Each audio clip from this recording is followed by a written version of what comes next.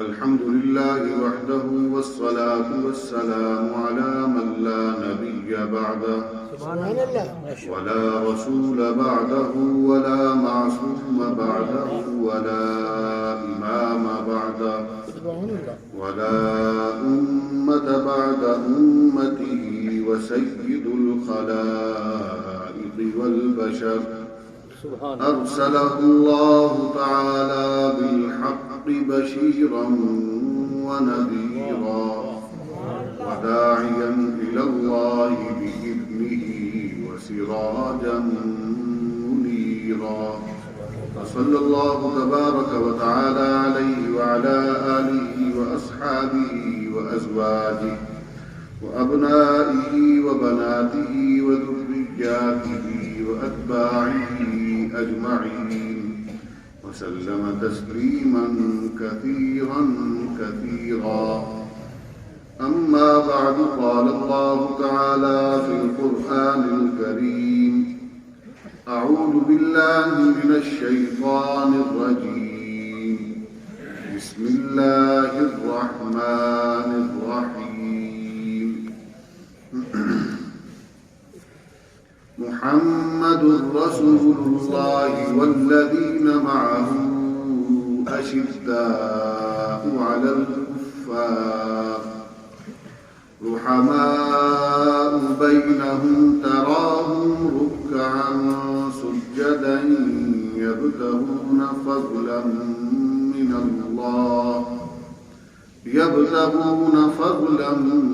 الله ورضوانا سيماهم في وجوههم من أثر السجود ذلك مثلهم في التوراة ومثلهم في الإنجيل كزرع أخرج شطأه فآزره فاستغلظ فاستوى على سوقه يعجب الزراع ليغيظ بهم الكفار وعد الله الذين آمنوا وعملوا الصالحات منهم مغفرة وأجرا عظيما سبحان الله صدق الله العلي العظيم وبلغنا رسوله النبي الكريم ونحن على ذلك من الشاهدين والشاكرين والحمد لله رب العالمين. تمام احباب عبادت اور ثواب کی نیت سے ذوق شوق اور محبت سے نماز اور درود پاک تلاوت فرمائیں. اللهم صل على محمد وعلى آل محمد كما صليت على إبراهيم وعلى آل إبراهيم إنك حميد مجيد.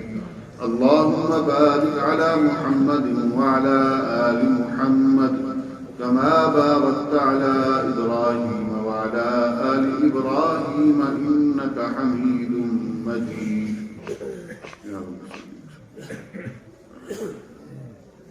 اللهم أرنا الحق حقا وارزقنا اتباعه وأرنا الباطل باطلا وارزقنا اجتنابه. ربنا تقبل منا إنك أنت السميع العليم وتب علينا يا مولانا إنك أنت التواب الرحيم.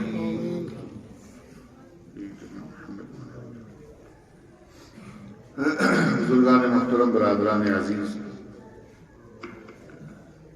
اللہ تبارک و تعالیٰ نے دین کی نسبت سے اور ایک بہت ہی عظیم الشان عنوان کے حوالے سے آپ کے ہاں حاضری کا یہ موقع عنایت فرمایا ہے.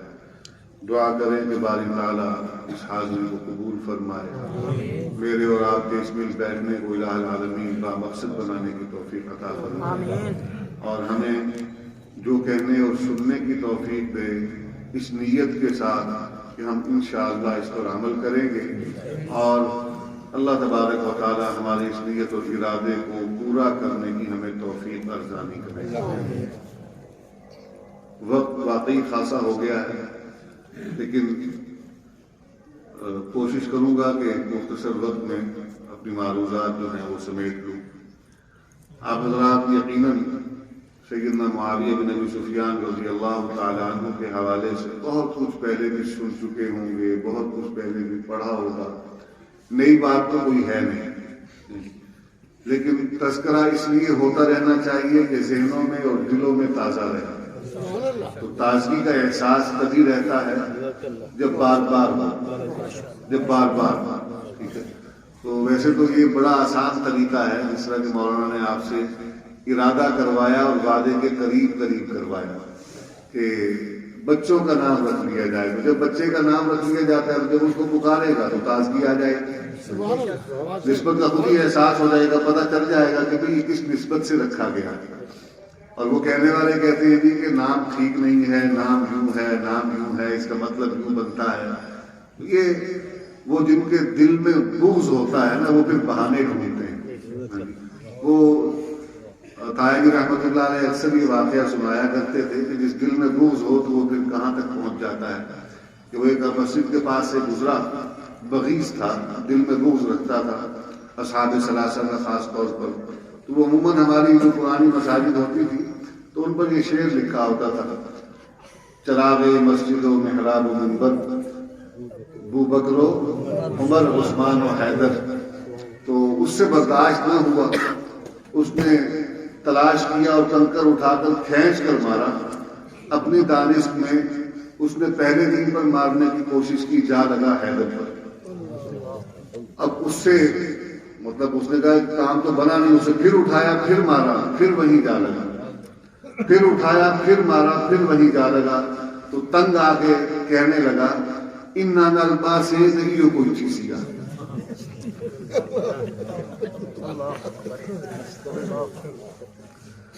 تو بھائی بغض تو یہاں تک پہنچا دیتا ہے، بغض تو یہاں تک پہنچا دیتا ہے۔ نام محبت اہل بیت کا ہے، نام محبت علی کا ہے، لیکن دراصل یہ حب علی نہیں، بغض معاویہ ہے۔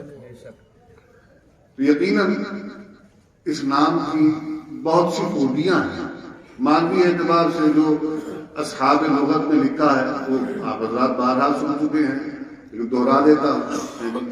معاویہ یہ ایک ستارے کا نام ہے، اور بعد میں لکھا ہے کہ یہ چاند کی منازل میں سے ایک منزل کا نام ہے۔ تو میں اس کی تعبیر کرتا ہوں، اللہ نے بات دل میں ڈالی کہ چاند تو ہیں محمد صلی اللہ علیہ وسلم، اور ستارے کون ہیں؟ تو اس منزل کو طے کرتے ہوئے، چاند کی منازل کو طے کرتے ہوئے معاویہ کی منزل سے گزرنا پڑے گا، چھوڑ کر نہیں جا سکتے۔ معاویہ کی منزل کو چھوڑ کر کوئی چاند تک نہیں پہنچ سکتا۔ اللہ رب العزت نے یہ مقام انہیں عطا فرمایا ہے، اور بعضوں نے لکھا ہے کہ اس کو بلند آواز مادہ اس کے باب مفاعلہ، ایسے ہی ہے۔ میں تو نالائق سا طالب علم ہوں، کچھ زیادہ پڑھا لکھا نہیں، لیکن یہ الحمدللہ ہے کہ اساتذہ کی جوتیاں پوشیدہ کرنے کا موقع بہرحال ملا ہے۔ تو یہ مادہ اس کا جو ہے عین واو یا عوا، بلند آہنگ پکارنا، بلند آہنگ سے پکارنا، معاویہ بلند آواز سے پکارنے والا۔ اور بعضوں نے لکھا ہے کہ اس کا مطلب ہے شیر کی گرج اور للکار۔ جس طرح سیدنا معاویہ نے رومیوں کو للکارا تھا نا، کہ جب اس نے پیغام بھجوایا کہ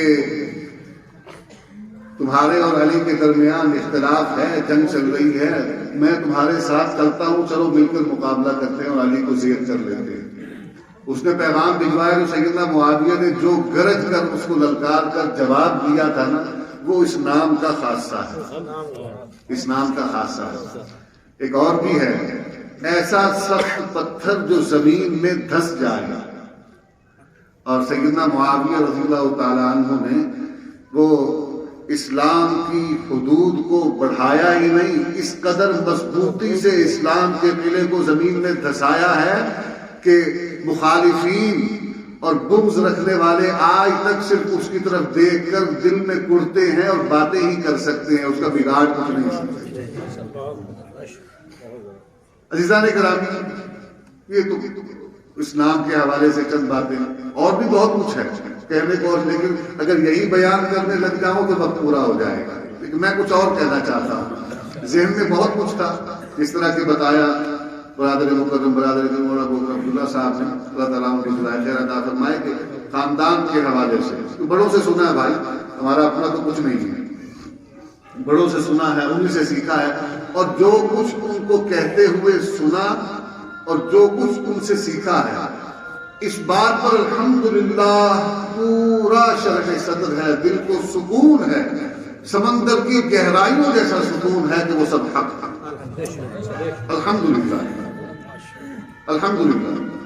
البتہ یہ ہے کہ اس رستے میں کچھ دشواریاں ہوتی ہیں اور اس دشواریوں کا سامنا بہرحال کیا ہے، اور آج بھی حق والوں کو جو ہے سامنا کرنا پڑتا ہے اور کر رہے ہیں، لیکن گھبرانا نہیں چاہیے، پریشان نہیں ہونا چاہیے، پہچان ہو جاتی ہے۔ یہ جو مذاہب جو ہے دوستی کے بیس میں آ کر بیٹھتے ہیں ان کی پہچان ہو جاتی ہے، کہ بیٹھتے بھی اس لیے کہ جڑیں کاٹی جائیں۔ ہمارے ایک بہت بڑے، میں نام نہیں لوں گا لیکن سمجھنے والے سمجھ جائیں گے، ان کی بڑی خدمات ہیں، لیکن اس معاملے میں وہ بہت بڑے مبلغ ہے، اس معاملے میں وہ اس رائے کے کیا دینا جب تھا گیا، پتنگ بازی کر رہا ہو نا تو وہ اس اصطلاح کو جانتے ہیں، بچوں نے پتنگ بازی کی ہوگی، گڈا لیپو ہوگی نا، لیپو جب تھا گیا اڑاؤ اٹھتے تھے میرا تلے تو وہی جب تھا گیا۔ حضرت معاویہ کے حوالے سے عموماً ہمارے ہاں یہ ایک رویہ ہے کہ بھئی خلافت کے حوالے سے روایات بیان کی جاتی ہیں۔ میں اس میں ایک چیز آپ کو عرض کرتا چلوں، حضرت شیخ الحدیث مولانا زکریا رحمۃ اللہ علیہ نے بڑی خوبصورت بات لکھی ہے، پچھلے دنوں ہی میں پڑھ رہا تھا کہ یہ کتاب پورا مطالعہ کرتا رہتا ہوں، ان کی کتاب ہے وہ سیاست کے حوالے سے، لیکن اس میں ایک بات بہت خوبصورت لکھی، اختلافات اور اختلاف امت کے حوالے سے، جب بڑوں میں اختلاف ہو جائے فرماتے ہیں کہ پھر چھوٹوں کے لیے کیا طرز عمل ہوتا ہے۔ انہوں نے فرمایا کہ اختلاف تو بھائی نہ ہونا یہ تو کہیں لکھا نہیں ہوا، اختلاف تو ہوتا ہے اور ہوگا، اہل حق میں بھی اختلاف ہو جاتا ہے، رائے کا بعض اوقات اس قدر شدت اختیار کر جاتا ہے کہ صحابہ میں جھگڑے کا باعث بن جاتا ہے، لڑائی تک بات پہنچ جاتی ہے، حضرت علی اور حضرت عائشہ کے درمیان، حضرت معاویہ کے ساتھ بات اختلاف سے جب چلی تو لڑائی تک آ پہنچ، تو اس سے کیا کسی کے حق اور باطل ہونے کا فیصلہ نہیں ہوتا۔ فرمایا کہ اس اختلاف پر ان دونوں کو اللہ کے ہاں جو معاملہ ہونا ہے وہ ان کے لیے پہلے سے طے شدہ ہے۔ یہ اختلاف جو ہے یہ ہمارے لیے باعث رحمت بن گیا کہ ان کے اختلاف سے امت میں یہ بات سمجھ آ گئی کہ اگر بڑوں میں اختلاف ہو جائے تو چھوٹوں کو کیا کرنا چاہیے۔ فرمایا کہ بہتر طریقہ یہی ہے کہ جس کا جس بزرگ سے قریبی تعلق ہو وہ یا اس پر اعتماد کرے یا اس سے اپنے اشکال سامنے رکھ کر رہنمائی لے اور اشکال دور کروا کے اس کی مائیت میں ہو جائے۔ وہ سمجھ آ رہی ہے کہ اوپر سے جا رہی ہے؟ اختلاف میں تھا لیکن سیدنا معاویہ کے ساتھ بھی صلح ہو گئی، اور حضرت عائشہ کے متعلق تو کسی نے کوئی بات کرنے کی کوشش بھی کی تو حضرت علی مرتضیٰ نے منع فرما دیا اور بڑی سختی سے منع فرمایا۔ تو رب ذوالجلال نے حضرت معاویہ کے حوالے سے وہ جو ایک حضرت حسن مجتبیٰ کو ساتھ بٹھا کر نبی کریم کے ذریعے پیشین گوئی کروائی کہ یہ یوں بٹھا کر ساتھ نبی فرمایا کہ ان ابنی ھذا سید، کہ میرا یہ بیٹا جو ہے یہ سردار ہے، لعل اللہ ان یصلح بہ بین فئتین عظیمتین من المسلمین، کہ ایک وقت آئے گا کہ اللہ میرے اس سردار بیٹے کے ذریعے سے مسلمانوں کی دو عظیم جماعتوں کے درمیان، مسلمانوں کے دو عظیم گروہوں کے درمیان صلح کروائے گا۔ اب میں نے مطلب اس طرف نہیں جانا کہ وہ صلح ہوئی کیسے ہوئی کس وجہ سے ہوئی، بات یہ کرنے جا رہا ہوں کہ صلح کس طرح ہوئی۔ کیا حضرت حسن مجتبیٰ نے صرف یہ کہا کہ آج سے میری اور آپ کی لڑائی نہیں، اب اپنا علاقہ دیکھیں میں اپنا علاقہ دیکھتا ہوں، ایسا فرمایا؟ کچھ کیا کیا؟ مکمل دستبرداری کا بیعت کی آپ کے ہاتھ پر بیعت کی، کس چیز کی بیعت کی؟ نہیں صلح کی نہیں بھائی، خلافت کی بیعت کی۔ بات سمجھ آ رہی ہے؟ کس چیز کی بیعت کی؟ خلافت کی بیعت کی۔ اب ہمارا یہ نقطہ نظر ہے، کسی کو اس سے اختلاف ہو سکتا ہے، لیکن دلیل ہے یہ کہ اگر حسن مجتبی رضی اللہ تعالی عنہ اور ان کے ساتھی عظیمتین من المسلمین سے ادھر جو گروہ تھا وہ 40,000 کے قریب تعداد ہے، ان میں سے اکثریت صحابہ کی ہے، صحابہ کا دور ہے، انہوں نے جو بیعت کی حضرت معاویہ کی اتباع قبول کی تو بیعت کی خلافت کی۔ کیا ان کو اس حدیث مبارکہ کا نہیں پتا تھا کہ خلافت کا زمانہ یہاں تک ہے، اس کے بعد ملوکیت شروع ہو جائے گی؟ انہوں نے حضرت معاویہ کے ہاتھ پر خلافت کی بیعت کی تو صحابی کا فیصلہ صحابی کے بارے میں، صحابی کا فیصلہ اپنے بارے میں، وہ صحیح ہے یا تاریخ لکھنے والا ان کے مطابق جو فیصلہ کرے وہ صحیح ہے؟ کیوں بھائی بولیے؟ تو فیصلہ تو ہو گیا، جب خلافت کی بیعت کر لی تو بیعت تو خلافت کی ہوئی تو خلیفہ تو بن گئے نا خلیفہ۔ اب جب خلیفہ بن گئے تو راشد کا لاحقہ لگاتے ہوئے بعض لوگ پریشان ہو جاتے ہیں۔ تو عزیزم بات یہ ہے کہ خلیفہ راشد اگر عمر بن عبد العزیز ہو سکتے ہیں تو خلیفہ راشد معاویہ بدرجہ اولا ہو سکتے ہیں، بدرجہ اولا ہو سکتے ہیں۔ سمجھ آئی؟ تو بات میں یہ کر رہا تھا کہ ہمارے مبلغ ہیں وہ توجیہ کرنے کی کوشش کرتے ہیں کہ حضرت معاویہ پر ملوکیت یعنی کہ اس لیے اللہ تبارک و تعالیٰ نے وہ جاری کروائی کہ تاکہ بعد والوں کے لیے بادشاہت کی تربیت ہو جائے۔ اگر اللہ کو بادشاہت ہی مطلوب تھی اور نبی کے ذریعے سے نبی اللہ تبارک و تعالیٰ نے تو خلافت کا نظام قائم کروایا، اپنے دیے ہوئے قوانین نافذ کروائے اور خلافت کا امور سیاست کو چلانے کا ایک طریقہ طے کروایا، تو نبی کے صحابہ کے ذریعے سے اللہ نے کوئی دوسرا طریقہ طے کروانا ہوتا تو نبی کریم کی زبان صدق لسان سے بتا دیا جاتا کہ ایسا ہوگا اور فلاں کے ذریعے سے ہوگا۔ ایک روایت لائی جاتی ہے، لاتے ہیں روایت بعض حضرات جو ہے نا وہ پہلے خلافت ہوگی اور پھر جو ہے کاٹ کھانے والی ہوگی اور پھر آخر میں ملوکیت ہوگی۔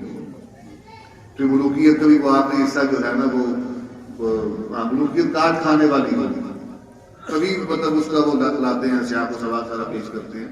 تو ہمارے مبلغ صاحب بھی یہی پیش کرتے ہیں اور اس کا دلیل اس سے یہ بناتے ہیں کہ حضرت معاویہ رضی اللہ تعالیٰ عنہ کی ملوکیت یہ اللہ تبارک و تعالیٰ کی طرف سے طے تھی اور انہوں نے ملوکیت کی، لیکن ان کی ملوکیت جو ہے نا وہ رحم دلانہ تھی اور ان کے ذریعے سے بادشاہوں کے لیے رہنمائی کروا دی گئی کہ آئندہ آنے والے وقت میں کوئی اگر ملک بنتا ہے، بادشاہ بنتا ہے تو وہ حضرت معاویہ کے بادشاہت کے اصولوں پر چلے گا۔ پہلی بات تو یہ کہ خلافت کی بیعت ہوئی، ملوکیت کی بیعت نہیں ہوئی۔ دوسری بات یہ کہ اللہ رب العزت نے جب یہ اعلان فرمایا اليوم اکملت لکم دینکم واتممت علیکم نعمتی واتممت علیکم نعمتی ورضیت لکم الاسلام دینا ورضیت لکم الاسلام دینا۔ اب اتنی بات ذہن میں رکھیے گا کہ رب ذوالجلال نے فرمایا کیا کہ میں تمہارے لیے دین اسلام پر راضی ہوں، دین اسلام پر راضی ہوں۔ اب اسلام کیا ہے؟ ان الدین عند اللہ الاسلام۔ اس کے ساتھ ایک اور بات بھی فرمائی قرآن کے اللہ تبارک و تعالیٰ نے وَمَن يَبْتَغِ غَيْرَ الْإِسْلَامِ دِينًا فَلَن يُقْبَلَ مِنْهُ۔ فرماتے ہیں کہ اسلام کے علاوہ کتنی ہی بڑی سے بڑی بات، کتنی ہی بڑی سے بڑی بات، بڑے دانشور کی، بڑے فلسفی کی، بڑے منطقی کی نہیں، اللہ فرماتے ہیں کہ میرے ہی نازل کردہ سابقہ احکام جو پچھلی کتابوں میں لکھے گئے ہیں، ان کتابوں کو اگر آج اصل صورت میں بھی تم کہیں سے ڈھونڈ کر لے آؤ تب بھی ان پر عمل اب نہیں ہوگا جبکہ قرآن ہمارے پاس موجود ہے۔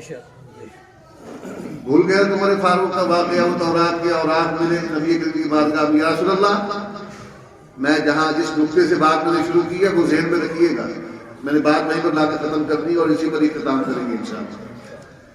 یا رسول اللہ صلی اللہ علیہ وسلم یہ تورات کے اوراق مجھے کچھ ملے ہیں تو بڑا اس کو بہت اچھی لگی وہ باتیں جو لکھی کہ اچھی باتیں ہوں، یقیناً اچھی باتیں ہوں، لیکن قرآن اب آ رہا تھا، قرآن نازل ہو رہا تھا، اب زمانہ قرآن کا تھا، اب تورات کا زمانہ نہیں تھا، اب زمانہ محمد الرسول اللہ کا تھا، خاتم الانبیاء کا تھا، موسیٰ علیہ السلام کا زمانہ نہیں تھا۔ جب آپ اسی جذبات اور جوش میں آ کر آپ نے پڑھنا شروع کر دیا، نبی کریم کے چہرے کی طرف نہیں دیکھا تو چہرہ مبارک جو ہے وہ غصے سے، جذبات سے، جوش سے سرخ متغیر ہو گیا، رنگ بدلنے لگا، تو ابوبکر صدیق سے رہا نہ گیا، آپ نے سخت الفاظ میں ڈانٹا کہ عمر دیکھتے نہیں کہ آقا کا چہرہ کیسا ہو گیا۔ عمر فاروق فرماتے ہیں کہ جب میں نے سر اٹھا کر دیکھا تو مجھے خوف لاحق ہوا کہ کہیں رسول اللہ کوئی ایسی بات نہ فرما دیں کہ میرا ایمان اور میری دنیا اور آخرت ساری غارت ہو جائے۔ اس وقت نبی نے کیا ارشاد فرمایا کہ اگر آج موسیٰ علیہ السلام بھی زندہ ہوتے تو میری اتباع کے سوا ان کو بھی چارہ نہ ہوگا۔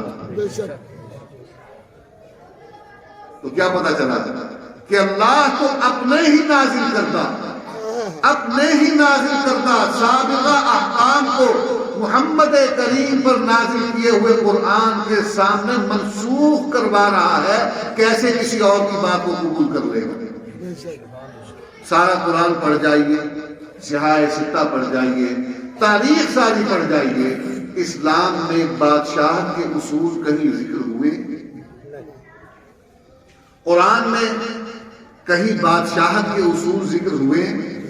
بادشاہت و ملوکیت باقاعدہ ایک نظام ہے، مسلمان بادشاہ ہوئے ہیں لیکن بادشاہت کو اللہ تبارک و تعالیٰ نے اس طرح پسند نہیں کیا اس طرح کے دین اسلام کے اصولوں کی روشنی میں نبی کریم نے سیاست کا نظام قائم کیا، ابوبکر صدیق نے برقرار رکھا، عمر فاروق نے برقرار رکھا، عثمان ذو النورین، علی المرتضیٰ، حسن مجتبیٰ، حتیٰ کہ سیدنا معاویہ بن ابی سفیان رضی اللہ تعالی عنہما نے انہی اصولوں پر سیاست کی۔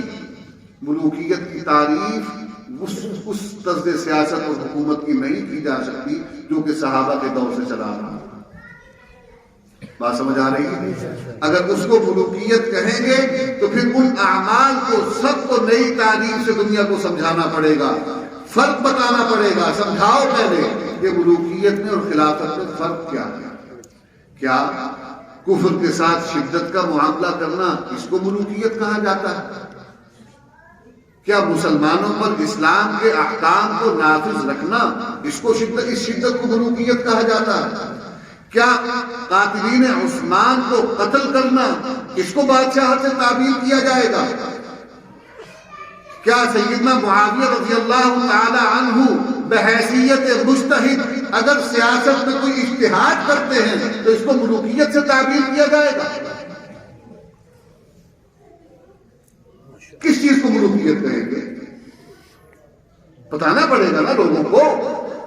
اگر شدت کا نام ملوکیت ہے تو اللہ قرآن میں یہی تو تعریف کر رہا ہے، محمد رسول اللہ والذین معہ اشداء علی الکفار اشداء علی الکفار رحماء بینہم۔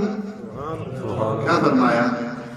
اور اس کی پہلی نظیر محمد کریم کے ساتھیوں میں اس شدت کی پہلی نظیر، پہلی مثال قائم کرنے والے ابو بکر صدیق رضی اللہ تعالیٰ عنہ ہیں۔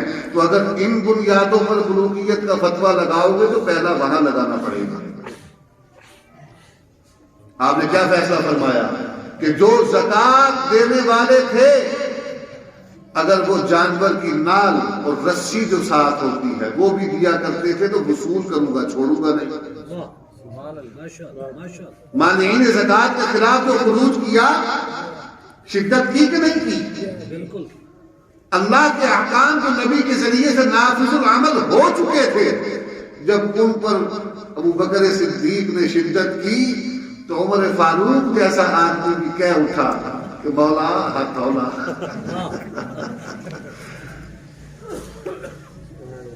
ابو بکر صدیق نے کیا فرمایا، عمر تمہیں کیا ہو گیا کہ تم جاہلیت کے زمانے میں جبار ہوا کرتے تھے، شدید ہوا کرتے تھے، سخت ہوا کرتے تھے، اور مسلمان ہو جانے کے بعد، ایمان قبول کرنے کے بعد تم پستی کی، نرمی کی، ذلت کی باتیں کر رہے ہو، خاری کی باتیں کر رہے ہو۔ رسول اللہ فرمایا کہ یہ نہیں ہو سکتا کہ مصطفیٰ کے دین میں تبدیلی ہو جائے اور ابو بکر زندہ رہے۔ ابو بکر زندہ رہے گا تو دین پورا قائم ہے۔ لگاؤ فتوا اگر اس کو ملوکیت کیسے ہوتی ہے؟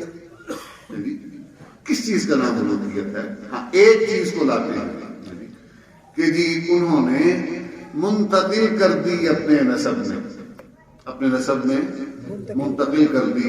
جناب علی المرتضیٰ کرم اللہ وجہہ الکریم سے پوچھا گیا آپ کے بعد مسند خلافت پر حسن مجتبیٰ کو بٹھا دیا جائے، آپ نے اقرار بھی نہیں کیا، انکار بھی نہیں کیا۔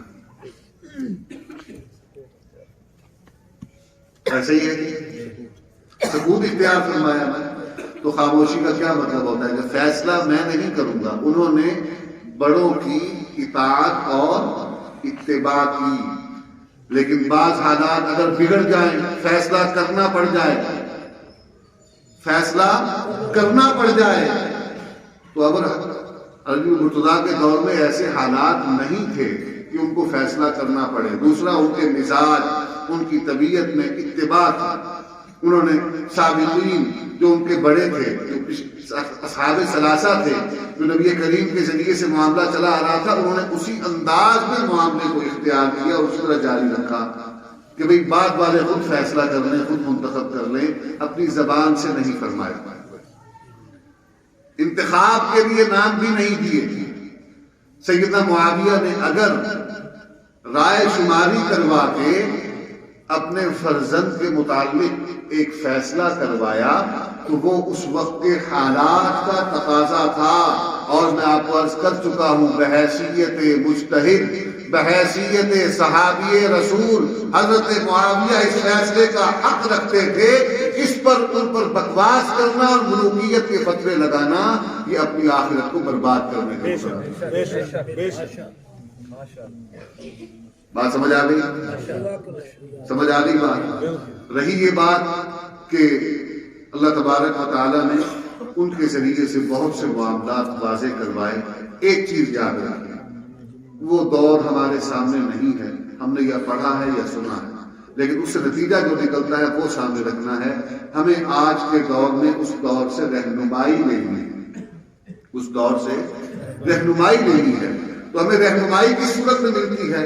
وہ اس صورت میں ملتی ہے کہ اس تاریخ کو پڑھ جائیے جو مشاجرات سے بھری پڑی ہے، تو پتہ یہ چلتا ہے کہ جس دور میں مسلمان چاہے ان میں عظمتوں کے بڑے نشان موجود تھے، یعنی بڑے عظمتوں کے نشان موجود تھے، لیکن جب مسلمان آپس میں برسر پیکار رہے تو پھر وہ زمینی فتوحات کا سلسلہ موقوف ہو گیا، اور جس وقت مسلمانوں میں صلح ہو گئی، مسلمان متحد ہو گئے، مسلمانوں میں ایکا ہو گیا، حضرت حسن کی بیعت کے بعد یہ سلسلہ دوبارہ شروع ہوا۔ حضرت معاویہ نے 64,65,000 مربع میل کے علاقے تک اس کو توسیع دی۔ اسی کے اندر پھر آپ کی وہ بشارت بھی آ جاتی ہے مغفور لہم، یعنی وہ پہلی بیڑا، یہ سب چیزیں اسی کے اندر، اسی سارے ادوار اسی میں گزرے ہیں۔ لیکن سبق یہ ہے کہ اس امت کی بقا اتحاد میں ہے، اس امت کا عروج اتحاد میں ہے، اس امت کی فتوحات اتحاد میں ہے۔ جب یہ امت ایک دوسرے کے ساتھ برسر پیکار ہوگی تو کفر ان پر غالب آ جائے گا۔ وہ لوگ برداشت کر گئے، سازشیں بہت کی، انہوں نے لڑوا دیا، اس سے بڑی سازش اور کیا ہو سکتی؟ مسلمانوں کو آپس میں لڑوا دیا، صحابہ جیسی جماعت میں اختلافات پیدا کروا دیے۔ اللہ تبارک و تعالیٰ نے ان کے ذریعے سے رہنمائی کی۔ رہنمائی کروائی ان کی زمین سے. پتہ چل گیا، وقت گزر گیا، آج ہمارے سامنے ہے، پتہ چل گیا کہ بھائی بڑے سے بڑا اللہ کا ولی کیوں نہ موجود ہو، اگر آپس میں بھیڑو گے تو پھر کفر غالب آنے کے امکانات بڑھ جائیں گے. نبی کریم علیہ السلام کی امت کی بقا اتحاد میں ہے. یہ اس سارے منظر نامے کا ایک سبب ہے. البتہ یہ بتانا، پتہ چلنا بہت ضروری ہے کہ وہ کون لوگ ہیں جو امت میں اتحاد نہیں رہنے دیتے. اس وقت محبت اہل بیت کے نام پر ہے جی، وہ جس طرح میں نے عرض کیا کہ وہ بغض جس سینے میں ہوتا ہے تو اس کا اظہار ہو جاتا ہے، وہ کسی بھی صورت میں ہو، کسی بھی روپ میں ہو گیا نا. آخر وہ پچھلے محرم کے اندر جب مر گیا، دنیا سے رخصت ہو گیا. وہ رمضان میں ٹی وی پر جو نشریات آتی تھی تو اس میں کیا اس کو کہتے ہیں جی، وہ رمضان ٹرانسمیشن میں کوئی بیٹھا ہوتا تھا، وہ کیا تھا جی، ڈڈن کیا ضمیر اختر نقوی. مطلب ان شخصیات کے متعلق ہمارے بہت سے لوگ اعتدال کا سبق اور درس دیا کرتے ہیں. دیکھیں جی، وہ کوئی بدزبانی نہیں کرتا، اس کی بات بڑی واضح تھی. اس نے بتایا جب حضرت عمر فاروق رضی اللہ تعالیٰ عنہ کی متعلق ان کی شان میں حدیث مبارکہ ذکر کی گئی، لو کان بعدی نبیا لکان عمر، تو اس سے برداشت نہ ہوا. پہلے تو وہ اس سے انکاری ہو گیا اور کہنے لگا کہ نہیں، یہ تو مولا علی کے بارے میں ہے اور عمر کے بارے میں نہیں ہے، یوں ہے یہاں ہے، آئیں بائیں شائیں کرتا ہوا. جب اس سے برداشت نہ ہوا، تھوڑی دیر کے بعد وہ اٹھ کے اجازت لے کر چلا گیا. اور اسی دن جب وہ اپنوں میں جا کے بیٹھا، وَإِذَا خَلَوْا إِلَىٰ شَيَاطِينِهِمْ، وہ جب اپنوں میں جا کے بیٹھا تو وہاں جا کر اس نے پھر حقیقت بتائی کہ یہ ہمارا بہترین تبرہ ہوتا ہے کہ جس محفل میں ان کا ذکر خیر ہو رہا ہو، ہم وہاں بیٹھنا بھی پسند نہیں کرتے.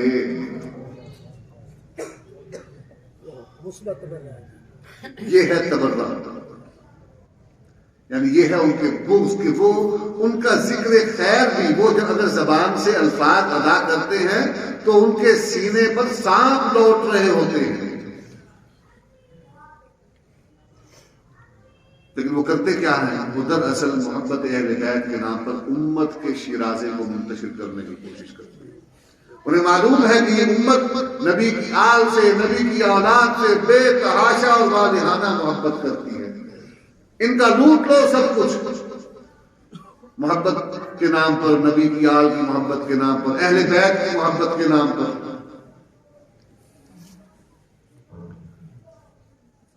وہ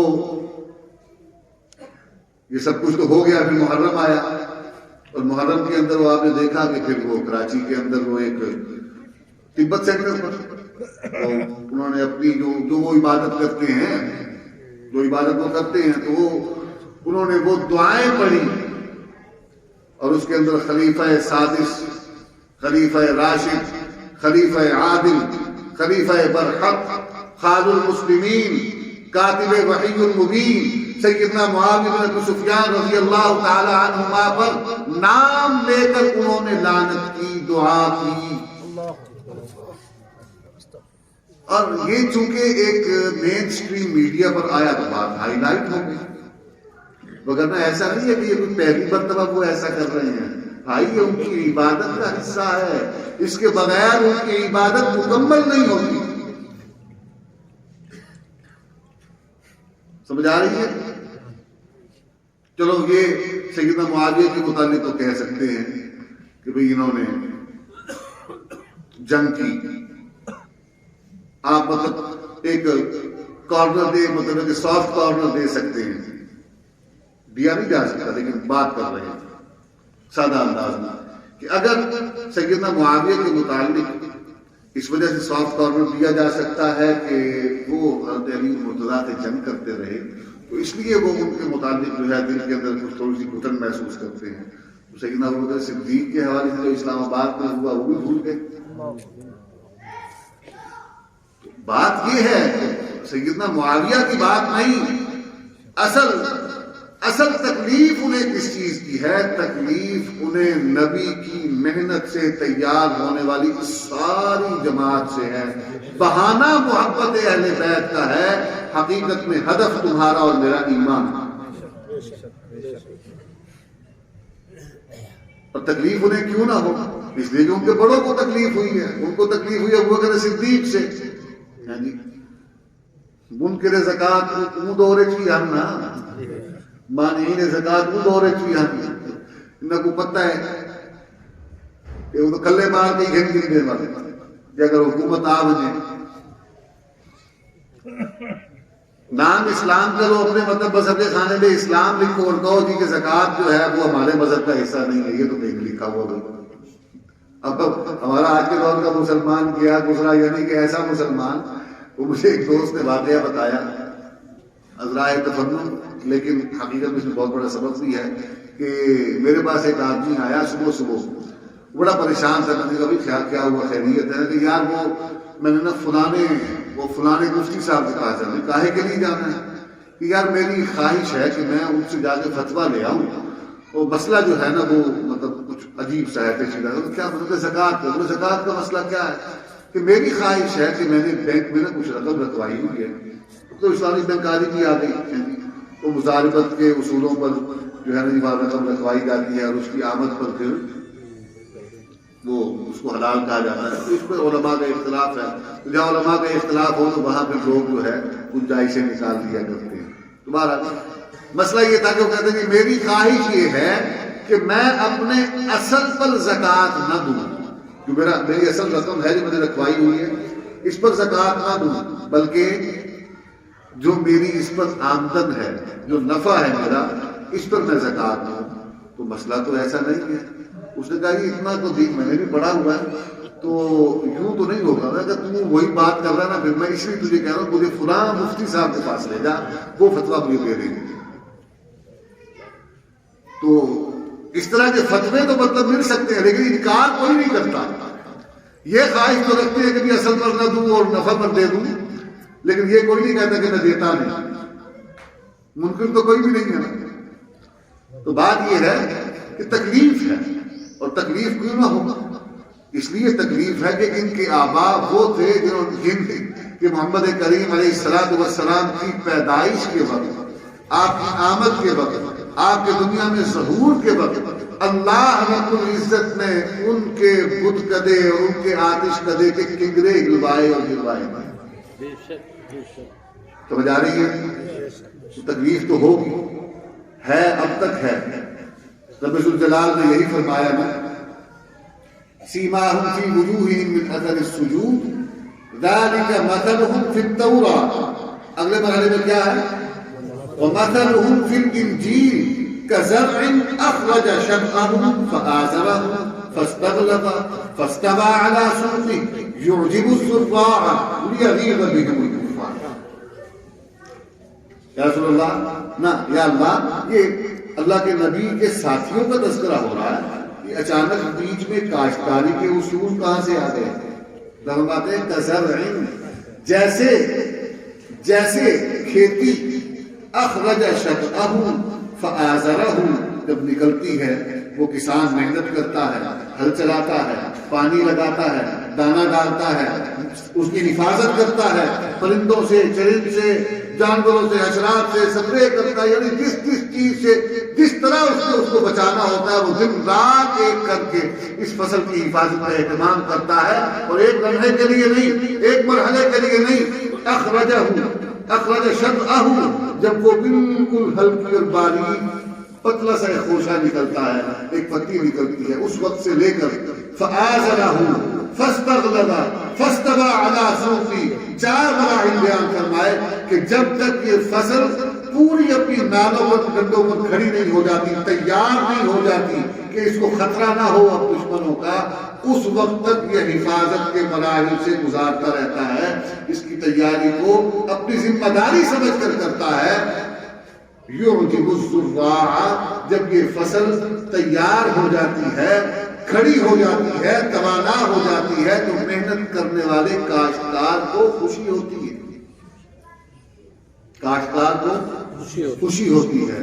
تو جب نبی کریم کی محنت سے اللہ رب العزت کی طرف سے اور فرشتوں کی طرف سے جبریل امین کی طرف سے جتنی بھی ان کی حفاظت کا اہتمام اسباب کیے گئے، اس حفاظت کے اسباب کے نتائج جب سامنے آئے، صحابہ کی جماعت تیار ہوئی، مفسرین نے لکھا ہے اللہ بھی خوش ہوا، رسول اللہ بھی خوش ہوئے اور فرشتے بھی خوش ہوئے، لیغیظ بہم الکفار، لیکن شریک سڑ گئے،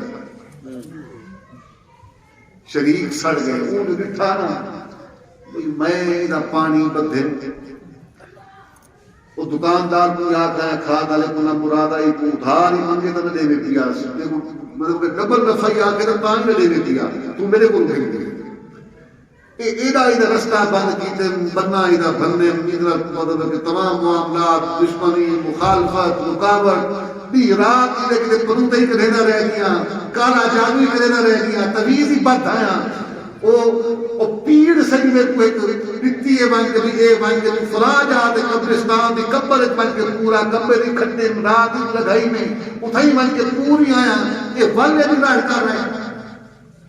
تو یہ اس محنت کی تیاری پر وہ مخالف کے دل میں جو تکلیف اور جلن ہوتی ہے اللہ تبارک و تعالیٰ نے بتایا ہے کہ وہ تو ہوگی، اور یہ نہیں کہا کہ وہ ہوگی، فرمایا لیغیظ بہم الکفار، یہ فصل میں نے تیار ہی اس لیے کروائی ہے کہ ان کے دلوں میں تکلیف ہو،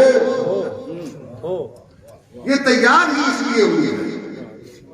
تو بھائی پتہ چل گیا نا کہ تکلیف ختم نہیں ہو سکتی، تکلیف ختم نہیں ہو سکتی، بچ کے رہنا ہے، اپنی صفوں میں اتحاد رکھنا ہے۔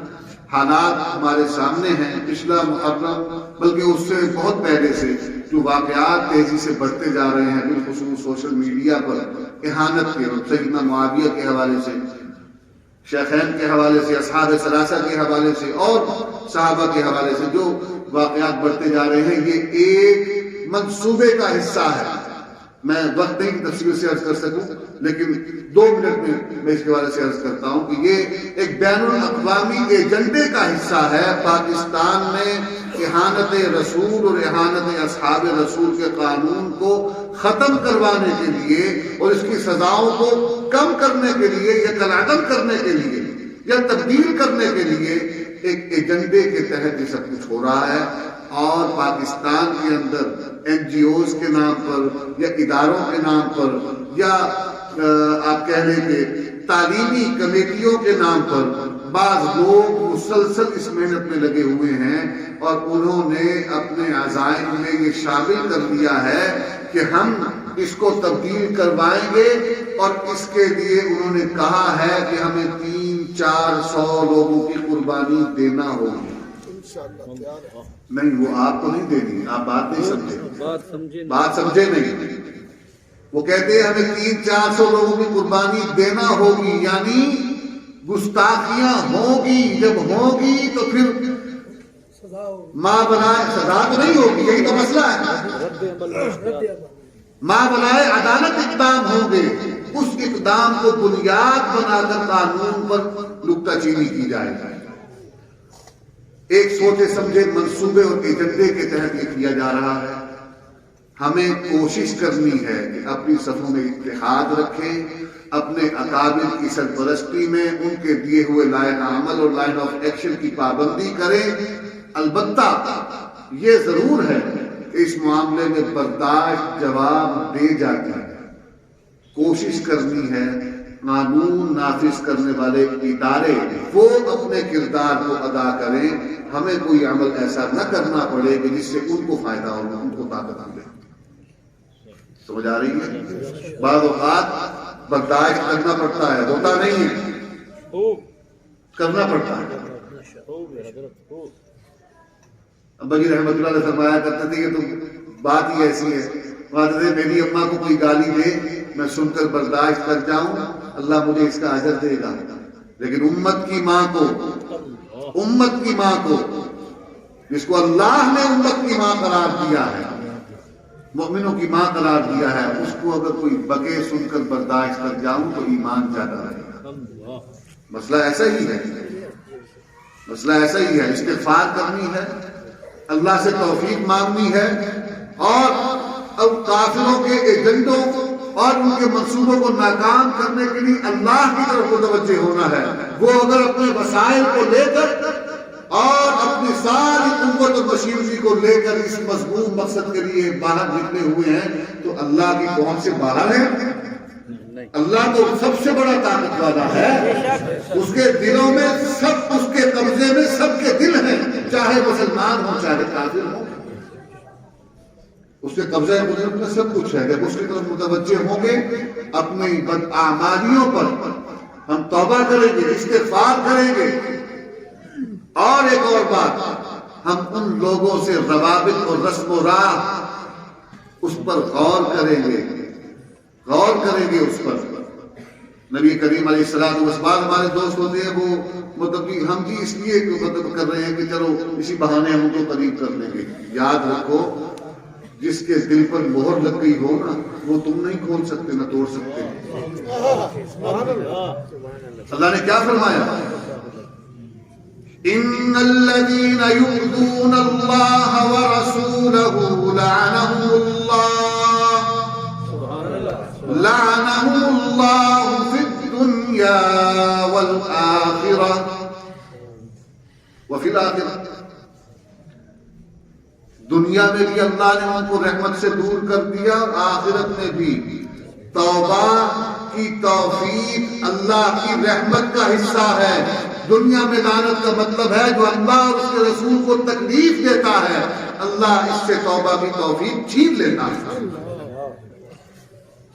اس کو توبہ کی توفیق نہیں ملتی، اسی لیے تو سزا اس کے لیے وہ رکھی، سزا وہ رکھی، فرمایا یہ پکڑو اسے اور اسے قتل کرو، قتل کرو، سزا ہے اس کی، لیکن سزا قانون کے ذریعے ادارہ دے گا، اس کی ذمہ داری ہے وہ دے گا۔ سمجھ آ رہی ہے بات؟ اس وقت جو حالات ہیں، لیکن ہمیں اپنے طرز عمل پر غور کرنا ہے۔ ایسی نوبت کیوں آتی ہے؟ موقع نہ دیا جائے، بحث نہ کی جائے، حد الامکان بچا جائے۔ اپنے ایمان کی حفاظت کرو، اپنے ایمان کی حفاظت کرو۔ ہمیں دباؤ ڈالنا ہے اپنے حکمرانوں پر۔ کیا یہ صرف مسلمانوں کا نسبت والجماعت کے اس طبقے کا مسئلہ ہے جو اپنی تنظیم کا موٹو یہ رکھتے ہیں؟ کیا یہ امت مسلمہ کے اس طبقے کا مسئلہ ہے جو دینی تنظیم کے عنوان سے کام کرتا ہے؟ کیا سکول میں پڑھنے والا، کالج میں پڑھنے والا، جوڈیشری میں بیٹھا ہوا، بیوروکریسی میں موجود، اسٹیبلشمنٹ میں موجود، خود کو مسلمان اور مومن کہنے والا، اس کے ایمان کا تقاضا یہ نہیں ہے کہ وہ جہاں موجود ہے اس کے لیے اپنے کردار کو ادا کرے؟ یہ ہے نا اس کی ذمہ داری۔ ہمیں ان سے مطالبہ کرنا ہے، ان سے تقاضا کرنا ہے، ان کے حلقے کو تنگ کرنا ہے، اپنوں کی صفوں میں اور اپنی قوت میں اضافہ کرنا ہے۔ اللہ تبارک و تعالیٰ ایسے امکان سے، ایسی صورتحال سے بچائے، کبھی ایسا موقع آئے کہ میرے اور آپ کے سامنے ایسی کوئی بات ہو، ہمارے سامنے کوئی ایسی بدزبانی کرے۔ اللہ بچائے ایسے موقع سے، اللہ کرے ایسی نوبت نہ آئے، اللہ کرے ایسی نوبت نہ آئے۔ قانون کے دروازے کو چھوڑنا نہیں ہے۔ یہ ملک مسلمانوں نے بنایا ہے اور مسلمان ہی اسے باقی رکھیں گے اور بچائیں گے۔ ہم اپنے اداروں کے ساتھ، ان سے اختلاف ہے، رہے گا جب تک قانون جو موجود ہے اس پر صحیح طرح نفاذ، اس کو نافذ العمل نہیں کیا جائے گا۔ لیکن المیہ ہے، قانون موجود ہے، نفاذ نہیں ہوتا، مجرم کو پکڑا نہیں جاتا، اس کو سزا نہیں دی جاتی، قانون کا ڈھکوسلا بنا کے رکھا ہوا ہے دنیا کے ساتھ چلنے کے نام پر۔ وہ بیرونی وہ جو آزمہ ملتا ہے ان سے، وہ جو راتب کو پھینکتے ہیں ہمارے حکمرانوں کے آگے، وہ اس کو چاٹنے کے لیے اور اپنا حق ادا کرنے کے لیے وہ پھر یہی کام کرتے ہیں۔ وہ کہتا ہے کہ میں نے اس کو، وہ جو گستاخی کرنے والی عورت تھی، میں نے اس کو باہر نکلوایا۔ ایک طرف ریاست مدینہ کے دعوے، دوسری طرف گستاخی کرنے والی عورت کو امن کے ساتھ ملک سے آزاد کروا کے غیر ملک میں پہنچا کے اپنے آقاؤں کے پاس اس کا کریڈٹ بھی لینے کا دعوے دار ہے. کمال ہے یار. باغ بھی خوش رہے, راضی رہے, سیاح بھی. گنگا گئے گنگا رام, جمنا گئے جمنا داس. اور ریاست مدینہ کا نام لیا تھا تو کچھ اپنے کردار پر ہی غور کر لیتے, کچھ اپنے کردار پر ہی غور کر لیتے. جھوٹے منہ بات کی تھی تم سے تو وہ بہروپیہ اچھا تھا جو جنگل میں بیٹھا ہوا تھا, بادشاہ وہاں سے گزرا, اس نے اس بہروپیہ وہ جو بیٹھا ہوا تھا ایک پیاس میں وہاں سے گزر رہا تھا, پانی نہیں تھا پاس, اس فقیر سادھو بن کے بیٹھا ہوا تھا, اس نے اس کو پانی پلایا. اس بادشاہ نے اپنی طرف سے اشرفیوں کی تھیلی جو ہے وہ اس کو پیش کی, تو نے مجھے پانی پلایا, میری مدد خدمت کی ہے. اس بہروپیہ نے ٹانگ مار دی اس تھیلی کو اشرفیوں کی. اور پھر کچھ عرصے کے بعد بادشاہ کے دربار میں گیا کہ بادشاہ سلامت مجھے پہچانا آپ نے؟ کہا نہیں پہچانا. کہا میں آپ ایک روز جنگل سے گزر رہے تھے اور آپ نے وہاں پر پانی, آپ کو پیاس لگی تھی, پانی آپ کا ختم ہو گیا تھا, آپ کو ایک سادھو ایک فقیر ملا تھا وہاں پر کہ ہاں اس نے آپ کو پانی پلایا تھا. ہاں لیکن میں وہی ہوں, آج آپ سے انعام دینے کے لیے آیا ہوں کہ میں نے ایسا بہروپ اور بھیس بدلا کہ آپ مجھے پہچان نہیں سکے, حالانکہ میں آپ کے ہی علاقے کا ہوں, آپ کے دربار میں میرا آنا جانا ہے. بادشاہ نے کہا کہ اس دن میں تجھے اشرفیوں کی تھیلی دی تھی, تو نے کمبخت وصول کیوں نہیں کی, لات کیوں ماری اسے؟ اس نے کہا میں نے جو بہروپ اور جو گیٹ اپ اس دن بنایا ہوا تھا, جس بھیس پر میں تھا, وہ فقیر کا بھیس تھا. فقیر کبھی مال کا تما دل میں رکھ کر نہیں بیٹھتا, اس کا رویہ مال کے ساتھ یوں ہی ہوتا. تو نے تھیلی پھینکی, میں نے اس کو ٹھوکر دوں. تو یہ اس بھیس کا حق تھا اور تقاضا تھا مجھ سے کہ میں نے جو حلیہ بنایا ہوا ہے اس کے تمام جزیات کو میں جانتا ہوں, تو میں اس کے تقاضے پورا کروں. تو کمبخت, انہوں نے ریاست مدینہ کا نام لیا تھا, انہیں لوگوں کو یہ دھوکہ دیا تھا, کچھ تو بھرم رکھتا اپنا. نبی کے گستاخ کو ریاست مدینہ قائم کرنے والے کی گستاخی کرنے والی عورت کو باہر پہنچا کر یہ کہتا ہے کہ جی دیکھیے ہم نے بڑے امن سے اس کو باہر پہنچا دیا. یہ حالت ہے. ان حالات کے اندر ہمیں یہ سوچنے کی ضرورت ہے کہ آخر کیوں یہ صورتحال ہے کہ ہم پر ایسے لوگ حکمران ہوتے ہیں, ہمارے اداروں میں ایسے لوگ کیوں نہیں آتے, ہم میں سے کیوں نہیں ہوتے, ہمارے بہی خواہ کیوں نہیں ہوتے, ہمارے دین کے خدام کیوں نہیں ہوتے, دین کی محنت کرنے والے اور دین کے دیے ہوئے نظام کے نفاذ کے جذبے کے ساتھ وہاں لوگ کیوں نہیں پہنچتے. یہ سوچنے کی بات ہے. ہمارے جتنے بھی فریق مخالف فریق ہیں, ان سب کے افراد ایک مشن کے تحت وہاں موجود ہوتے ہیں. آپ کو تبرعی وہاں ملے گا, مرزائی وہاں ملے گا, ملحد وہاں ملے گا, دین دشمن وہاں ملے گا, اور وہ کھلے بندوں اپنا کام کر رہے ہوتے ہیں. کوئی ان کو روک ٹوک نہیں ہوتی, کوئی پابندی نہیں ہوتی. ہمارا اگر کوئی جاتا بھی ہے تو اس کو اپنی شناخت چھپا کر جانا پڑتا ہے. کیوں؟ اس لیے ایک تو یہ جاتا کسی مشن اور مقصد کے تحت نہیں, یہ جاتا اس لیے. دوسرا, وہاں جن کی طاقت اور اکثریت ہے, اس میں انہی کے ساتھ گھل مل کے رہنا. اور اگر اپنی یہ شناخت جو پیچھے سے لے کر آیا یہ بحال رکھے گا تو ان کے ساتھ گھل مل نہیں سکے گا. ترقی کے رستے بند ہو جائیں گے, مسدود ہو جائیں گے. طویل اور صبر آزمائے محنت کی تو جہد کی ضرورت ہے. تو یہ بغض ان کے دنوں سے ختم نہیں ہو سکتا. اس کے لیے انہوں نے محنت کرنی ہے, وہ کر رہے ہیں, ان سے گلا نہیں. انہوں نے وہی کرنا ہے جو وہ کر رہے ہیں. یہی ان کے خمیر میں ہے, یہی ان کی فطرت میں ہے, یہی ان کی تربیت میں ہے. سوال یہ ہے کہ ہم رد عمل میں جو ہمیں کرنا چاہیے کیا ہم وہ کر رہے ہیں؟ ایک کام بتا دیتا ہوں, آج سے شروع کر دو. کرو گے؟ پکی بات ہے. اگر تم پکا ارادہ ہے پھر تو بتاؤں ورنہ نماز کی تیاری کریں. پکا ارادہ ہے؟ دیکھ گلو تھیسو ہو کے تھوڑے تھوڑے اپنے گھروں کو وقت دو, روزانہ کی بنیاد پر گھر بیٹھو, سیرت مبارکہ کی کتاب گھر رکھو, اصحاب رسول کی مستند روایات اور مبنی جو کتب ہیں، ان کی تاریخ، ان کی زندگی کے واقعات، حکایات الصحابہ ہے، حیات الصحابہ ہے، الگ الگ مختلف شخصیات پر مختلف علماء نے کام کیا ہے، عرب کے لوگوں نے، بڑے بڑے علماء نے کام کیا، ان کے تراجم ہو چکے ہیں اردو کے اندر، جس زبان میں آپ سمجھتے ہیں اس زبان میں کتابیں موجود ہیں، اس کو گھر میں رکھیں، روزانہ کی بنیاد پر، زیادہ نہیں۔ وہ جتنی فضائل اعمال کی تعلیم ہوتی ہے نا مسجد میں، کتنی دیر کی ہوتی ہے؟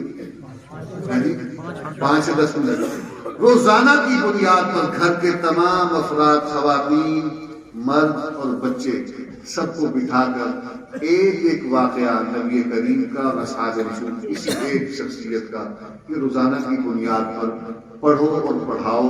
کبھی ان سے پڑھوایا، کبھی بچوں سے، کبھی خواتین سے، کبھی خود پڑھا۔ اس سے اور کچھ ہو نہ ہو تمہارے دلوں میں وہ محبت قائم رہے گی، کوئی اس کو نکال نہیں سکے۔ عملی فائدہ کیا ہوگا؟ جب پڑھو گے تو پتہ چلے گا کہ صحابہ نے زندگیاں کیسی گزاری، نبی نے زندگی کیسی گزاری ہے۔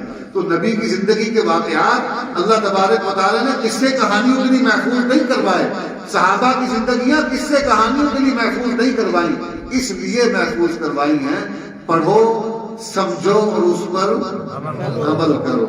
اللہ تعالیٰ میرا اور آپ کا ہم سب کا حامی و ناصر ہو۔ آج کے لیے اتنے پر اکتفا کرتا ہوں۔ شکر ہے ابھی تک کسی نے گھڑی دیکھی بھی نہیں اور دکھائی بھی نہیں۔